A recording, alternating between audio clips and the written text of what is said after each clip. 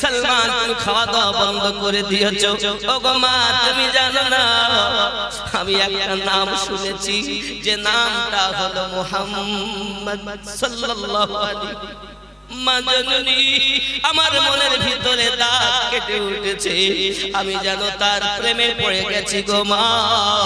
আমাকে যদি আপনি খুলে দেন বড় ভালো হয়। বাবা তুমি খাওয়া দাওয়া করো, তুমি একটি মাত্র আমার পুত্র। সঙ্গে সঙ্গে মা বলে বাবা যদি তোমার হাতের বন্ধন খুলে দেই, পায়ের বন্ধন খুলে দেই, তুমি কি করবে?